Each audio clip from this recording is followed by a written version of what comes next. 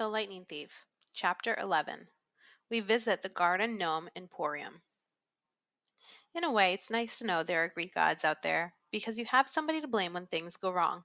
For instance, when you're walking away from a bus that's just been attacked by monster hags and blown up by lightning and it's raining on top of everything else, most people might think that's just really bad luck. But when you're a half-blood, you understand that some divine force really is trying to mess up your day. So there we were, Annabeth and Grover and I, walking through the woods along the New Jersey riverbank, the glow of New York City making the night sky yellow behind us, and the smell of the Hudson reeking in our noses. Grover was shivering in brain, his big go eyes turned slit-pupilled and full of terror. Three kindly ones, all three at once. I was pretty much in shock myself. The explosion of the bus windows still rang in my ears. But Annabeth kept pulling us along, saying, "Come on, the farther away we get, the better." All our money was back there, I reminded her. Our food and clothes, everything. Well, maybe if you hadn't decided to jump into the fight, what did you want me to do? Let you get killed? You didn't need to protect me, Percy. I would have been fine. Sliced like sandwich bread, Grover put in, but fine. Shut up, goat boy, said Annabeth.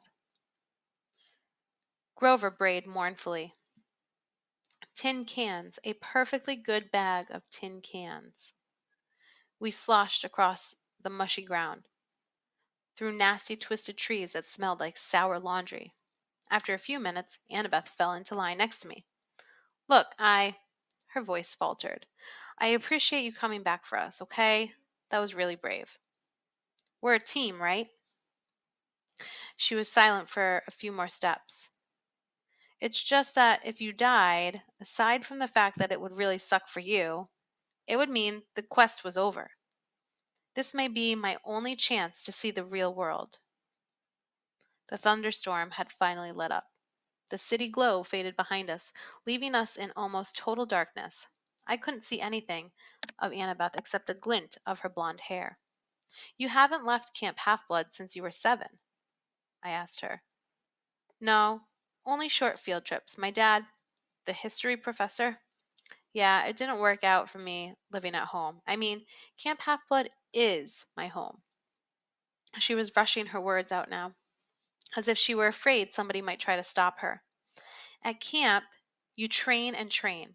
And that's cool and everything, but the real world is where the monsters are. That's where you learn whether you're any good or not. If I didn't know any better, I could have sworn I heard doubt in her voice. You're pretty good with a knife, I said. You think so? Anybody who can piggyback ride a furry is okay with me. I couldn't really see, but I thought she might have smiled. You know, she said, maybe I should tell you. Something funny back on the bus. Whatever she wanted to say was interrupted by a shrill toot toot toot, like the sound of an owl being tortured. Hey, my reed pipes still work, Grover cried. If I could just remember a Find Path song, we could get out of these woods. He puffed out a few notes, but the tune still sounded suspiciously like Hilary Duff. Instead of finding a path, I immediately slammed into a tree and got a nice size knot on my head. Add to the list of superpowers I did not have: infrared vision. After tripping and cursing and generally feeling miserable for another mile or so, I started to see light up ahead, the colors of a neon sign. I could smell food. Fried, greasy, excellent food. I realized I hadn't eaten anything unhealthy since I'd arrived at Half Blood Hill, where we lived on grapes, bread, cheese, and extra lean cut, nymph prepared barbecue. This boy needed a double cheeseburger. We kept walking until I saw a deserted 2-lane road through the trees. On the other side was a closed down gas station, a tattered billboard for a 1990s movie, and one open business, which was the source of the neon light and the good smell. It wasn't a fast food restaurant like I hoped. It was one of those weird roadside curio shops that sell lawn flamingos and wooden Indians and cement grizzly bears and stuff like that. The main building was a long, low warehouse surrounded by acres of statuary. The neon sign above the gate was impossible for me to read because if there's anything worse for my dyslexia than regular English, it's red, cursive, neon English. To me, it looked like at new mes Jadiran Gomen Mepromum. What the heck does that say? I asked. I don't know, Annabeth said. She loved reading so much I'd forgotten she was dyslexic too. Grover translated. Auntie M's Garden Gnome Emporium. Flanking the entrance, as advertised, were two cement garden gnomes, ugly bearded little runts, smiling and waving as if they were about to get their picture taken. I crossed the street, following the smell of the hamburgers. Hey, Grover warned. The lights are on inside, Annabeth said. Maybe it's open. Snack bar, I said wistfully. Snack bar, she agreed. Are you two crazy? Grover said. This place is weird. We ignored him. The front lot was a forest of statues, cement animals, cement children, even a cement satyr playing the pipes, which gave Grover the creeps. Blah! He blelted. Looks like my Uncle Ferdinand. We stopped at the warehouse door.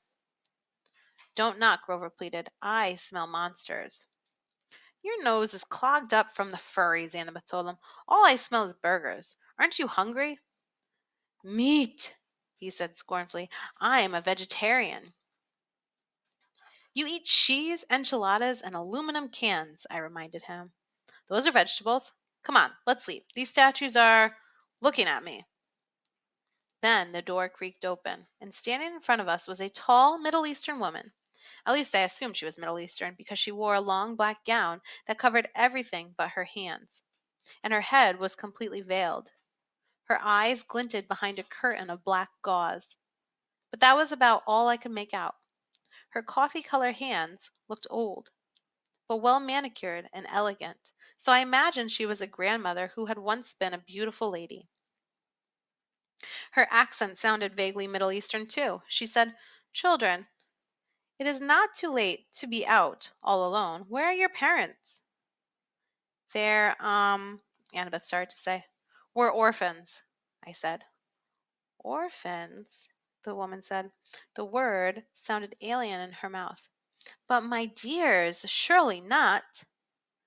We got separated from our caravan, I said. Our circus caravan. The ringmaster told us to meet him at the gas station if we got lost, but he may have forgotten, or maybe he meant a different gas station. Anyway, we're lost. Is that food I smell? Oh, my dears, the woman said, you must come in, poor children. I am Auntie M. Go straight through to the back of the warehouse, please. There is a dining area. We thanked her and went inside. Annabeth muttered to me, Circus caravan? Always have a strategy, right? Your head is full of kelp. The warehouse was filled with more statues, people in all different poses, wearing all different outfits and with different expressions on their faces. I was thinking you'd have to have a pretty huge garden to fit even one of these statues, because they were all life size. But mostly, I was thinking about food. Go ahead, call me an idiot for walking into a strange lady's shop like that just because I was hungry. But I do impulsive stuff sometimes. Plus, you've never smelled Auntie M's burgers. The aroma was like laughing gas in the dentist chair. It made everything else go away. I barely noticed Grover's nervous whimpers, or the way the statue's eyes seemed to follow me, or the fact that Auntie M had locked the door behind us. All I cared about was finding the dining area. And sure enough, there it was at the back of the warehouse, a fast food counter with a grill, a soda fountain, a pretzel heater, and a nacho dispenser. Everything you could want, plus a few steel picnic tables out front. Please sit down, Auntie M said. Awesome, I said. Um, Grover said reluctantly. We don't have any money, ma'am. Before I could jab him in the ribs, Auntie M said, No, no, children, no money. This is a special case, yes? It is my treat for such nice orphans. Thank you, ma'am, Annabeth said.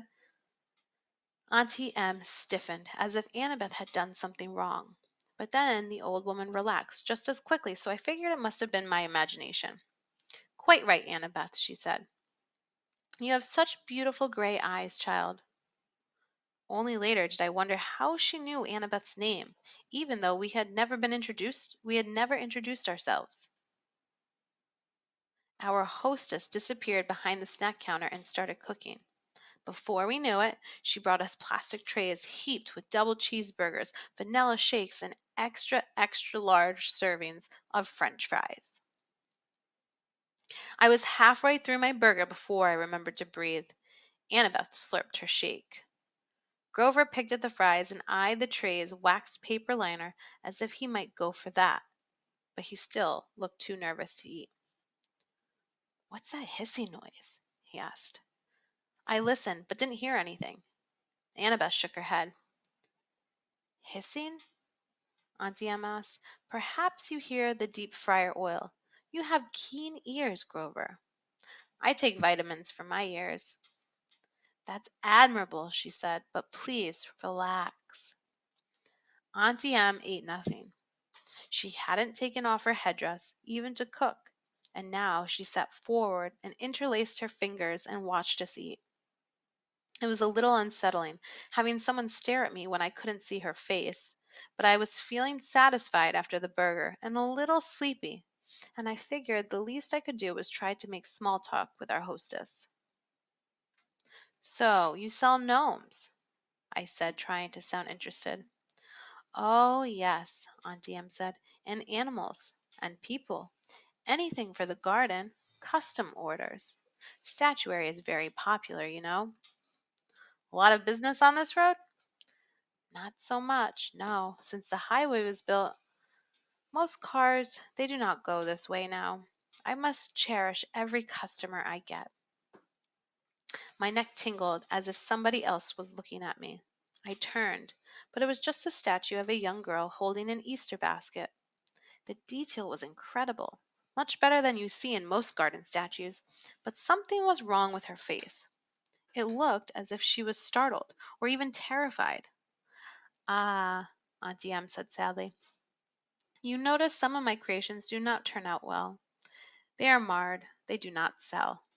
The face is the hardest to get right. Always the face." "You make these statues yourself?" I asked. "Oh, yes. Once upon a time I had two sisters to help me in the business, but they have passed on, and Auntie Em is alone. I have only my statues. This is why I make them, you see. They are my company." The sadness in her voice sounded so deep and so real that I couldn't help feeling sorry for her. Annabeth had stopped eating. She sat forward and said, "Two sisters?" "It's a terrible story," Auntie Em said. "Not one for children, really. You see, Annabeth, a bad woman was jealous of me. A long, long ago, when I was young, I had a boyfriend, you know, and this bad woman was determined to break us apart. She caused a terrible accident. My sisters stayed by me. They shared my bad fortune as long as they could, but eventually they passed on. They faded away. I alone have survived, but at a price, such a price." I wasn't sure what she meant, but I felt bad for her. My eyelids kept getting heavier, my full stomach making me sleepy. Poor old lady. Who would want to hurt somebody so nice? "Percy." Annabeth was shaking me to get my attention. "Maybe we should go. I mean, the ringmaster will be waiting." She sounded tense, and I wasn't sure why.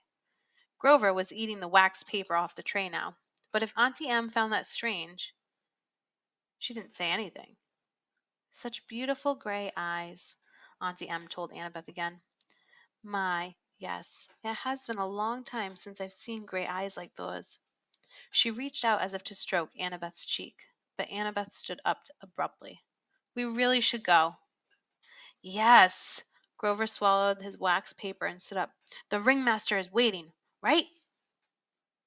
I didn't want to leave. I felt full and content. Auntie Em was so nice. I wanted to stay with her a while. Please, dears, Auntie Em pleaded. I so rarely get to be with children. Before you go, won't you at least sit for a pose? A pose? Annabeth asked warily. A photograph. I will use it to model a new statue set.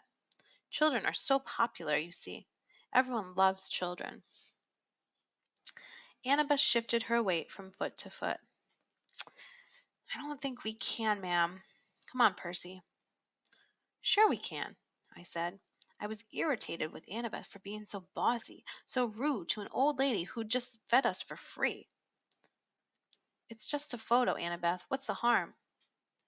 Yes, Annabeth, the woman purred. No harm. I could tell Annabeth didn't like it, but she allowed Auntie Em to lead us back to the front door, into the garden of statues. Auntie Em directed us to a park bench next to the stone satyr. Now, she said, I'll just position you correctly. The young girl in the middle, I think, and the two young gentlemen on either side. Not much light for a photo, I remarked. Oh, enough, Auntie Em said. Enough for us to see each other, yes? Where's your camera? Grover asked. Auntie Em stepped back as if to admire the shot. Now, the face is the most difficult. Can you smile for me, please, everyone? A large smile. Grover glanced at the cement satyr next to him and mumbled, That sure does look like Uncle Ferdinand. Grover, Auntie Em chastised, look this way, dear. She still had no camera in her hands. Percy, Annabeth said. Some instinct warned me to listen to Annabeth, but I was fighting the sleepy feeling, the comfortable lull that came from the food and the old lady's voice. I will just be a moment, Auntie Em said. You know, I can't see you very well in this cursed veil. Percy, something's wrong, Annabeth insisted. Wrong, Auntie Em said, reaching up to undo the wrap around her head. Not at all, dear. I have such noble company tonight. What could be wrong? That is Uncle Ferdinand, Grover gasped. Look away from her, Annabeth shouted. She whipped her Yankee's cap onto her head and vanished. Her invisible hands pushed Grover and me both off the bench. I was on the ground looking at Auntie Em's sandaled feet. I could hear Grover scrambling off in one direction, Annabeth in another, but I was too dazed to move. Then I heard a strange, rasping sound above me. My eyes rose to Auntie Em's hands, which had turned gnarly and warty, with sharp bronze talons for fingernails. I almost looked higher, but somewhere off to my left, Annabeth screamed, No! Don't! More rasping, the sound of tiny snakes, right above me, from about where Auntie Em's head would be. Run! Grover bleated. I heard him racing across the gravel, yelling, My eye! To kickstart his flying sneakers. I couldn't move. I stared at Auntie Em's gnarled claws and tried to fight the groggy trance the old woman had put me in. Such a pity to destroy a handsome young face, she told me soothingly. Stay with me, Percy. All you have to do is look up. I fought the urge to obey. Instead, I looked to one side and saw one of those glass spheres people put in the gardens, a gazing ball. I could see Auntie Em's dark reflection in the orange glass. Her headdress was gone, revealing her face as a shimmering, pale circle. Her hair was moving, writhing like serpents. Auntie Em. Auntie Em? How could I have been so stupid? Think, I told myself, how did Medusa die in the myth? But I couldn't think. Something told me that in the myth Medusa had been asleep when she was attacked by my namesake Perseus. She wasn't anywhere near asleep now. If she wanted, she could take those talons right now and rake open my face. The gray-eyed one did this to me, Percy, Medusa said. And she didn't sound anything like a monster. Her voice invited me to look up, to sympathize with the poor old grandmother. Annabeth's mother, the cursed Athena, turned me from a beautiful woman into this. Don't listen to her, Annabeth's voice shouted somewhere in the statuary. Run, Percy! Silence, Medusa snarled. Then her voice modulated back to a comforting purr. You see why I must destroy the girl, Percy. She is my enemy's daughter. I shall crush her statue to dust, but you, dear Percy, you need not suffer. No, I muttered. I tried to make my legs move. Do you really want to help the gods? Medusa asked. Do you understand what awaits you on this foolish quest, Percy? What will happen if you reach the underworld? Do not be a pawn of the Olympians, my dear. You would be better off as a statue. Less pain, less pain. Percy! Behind me, I heard a buzzing sound like a 200-pound hummingbird in a nosedive. Grover yelled, Duck! I turned, and there he was in the night sky, flying in from 12 o'clock with his winged shoes fluttering. Grover holding a tree branch the size of a baseball bat. His eyes were shut tight. His head twitched from side to side. He was navigating by ears and nose alone. Duck! He yelled again. I'll get her! That finally jolted me into action. Knowing Grover, I was sure he'd miss Medusa and nail me. I dove to one side. Thwack! At first, I figured it was the sound of Grover hitting a tree. Then Medusa roared with rage. You miserable satyr! She snarled. I'll add you to my collection. That was for Uncle Ferdinand, Grover yelled back. I scrambled away and hid in the statuary while Grover swooped down for another pass. Crack! Ugh! Medusa yelled, her snake hair hissing and spitting. Right next to me, Annabeth's voice said, Percy! I jumped so high my feet nearly cleared a garden gnome. Jeez, don't do that! Annabeth took off her Yankees cap and became visible. You have to cut her head off. What? Are you crazy? Let's get out of here. Medusa is a menace. She's evil. I'd kill her myself, but Annabeth swallowed, as if she were about to make a difficult admission. But you've got the better weapon. Besides, I'd never get close to her. She'd slice me to bits because of my mother. You've got a chance. What? I can't. Look, do you want her turning more innocent people into statues? She pointed to a pair of statue lovers, a man and a woman with their arms around each other, turned to stone by the monster. Annabeth grabbed a green gazing ball from a nearby pedestal. A polished shield would be better. She studied the sphere critically. The convexity will cause some distortion. The reflection size should be off by a factor of, would you speak English? I am! She tossed me the glass ball. Just look at her in the glass. Never look at her directly. Hey guys, Grover yelled somewhere above us. I think she's unconscious. Roar! Maybe not, Grover corrected. He went in for another pass with the tree branch. Hurry, Annabeth told me. Grover's got a great nose, but he'll eventually crash. I took out my pen and uncapped it, the bronze blade of Riptide elongated in my hand. I followed the hissing and spitting sounds of Medusa's hair. I kept my eyes locked on the gazing ball so I would only glimpse Medusa's reflection, not the real thing. Then, in the green-tinted glass, I saw her. Grover was coming in for another turn at bat, but this time he flew a little too low. Medusa grabbed the stick and pulled him off course. He tumbled through the air and crashed into the arms of a stone grizzly bear with a painful oomph. Medusa was about to lunge at him when I yelled, Hey! I advanced on her, which wasn't easy holding a sword and a glass ball. If she charged, I'd have a hard time defending myself. But she let me approach. 20 feet. 10 feet. I could see the reflection of her face now. Surely it wasn't really that ugly. The green swirls of the gazing ball must be distorting it, making it look worse. You wouldn't harm an old woman, Percy, she crooned. I know you wouldn't. I hesitated, fascinated by the face I saw reflected in the glass. The eyes that seemed to burn straight through the green tint, making my arms go weak. From the cement grizzly, Grover moaned. Percy, don't listen to her. Medusa cackled. Too late. She lunged at me with her talons. I slashed up with my sword, heard a sickening schlock, then a hiss like wind rushing out of a cavern, the sound of a monster disintegrating. Something fell to the ground next to my foot. It took all my willpower not to look. I could feel warm ooze soaking into my sock, little dying snake heads tugging at my shoelaces. Ugh, yuck, Grover said. His eyes were still tightly closed, but I guess he could hear the thing gurgling and steaming. Mega yuck. Annabeth came up next to me, her eyes fixed on the sky. She was holding Medusa's black veil. She said, "Don't move."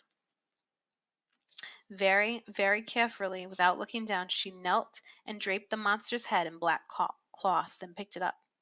It was still dripping green juice. "Are you okay?" she asked me, her voice trembling. "Yeah," I decided, though I felt like throwing up my double cheeseburger. Why didn't the head evaporate?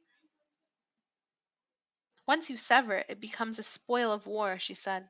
"Same as your minotaur horn. But don't unwrap the head. It can still petrify you." Grover moaned as he climbed down from the grisly statue. He had a big welt on his forehead. His green rasta cap hung from one of his little goat horns, and his fake feet had been knocked off his hooves. The magic sneakers were flying aimlessly around his head. "The Red Baron," I said. "Good job, man." He managed a bashful grin. "That really was not fun, though.